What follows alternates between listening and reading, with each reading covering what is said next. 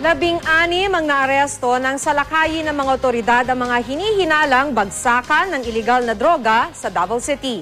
Na-recover sa operasyon ng ilang pakete ng hinihinalang shabu, drug paraphernalia at baril.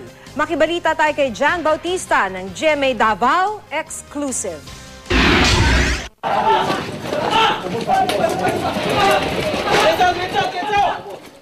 Matapos ang 2 buwang pagmamanman, sinugod kahapon ng higit 100 tauhan ng Davao City Police Office, Criminal Investigation and Detection Group at Philippine Drug Enforcement Agency ang isa manong bagsakan ng shabu sa Barangay Ilang, Davao City.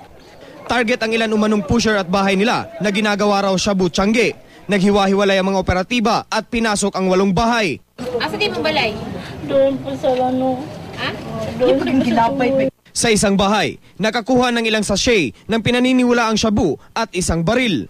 Wako'y malaya na day. Wako'y malaya na. Pinalagi ito ko nga, mananagat tugdag ko. Anong trabaho? Oo. Ako'y mga bangkaon.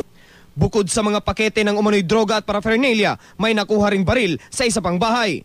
Ayon sa pulisya, nasasangkot daw ang mga umano'y pusher sa serye ng pamamaril sa lugar. Matapos ang maaksyong operasyon, 16 ang naaresto. Noted ko nga lugar nga musukulay ng mga tao diri pag imong ridon, di ba?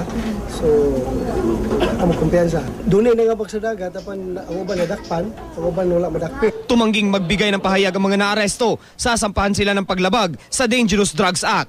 Habang patuloy naman ang paghahanap sa iba pang itinuturong sangkot sa bentahan ng ilegal na droga. Jan Bautista, Nagbabalita, Pilipinas.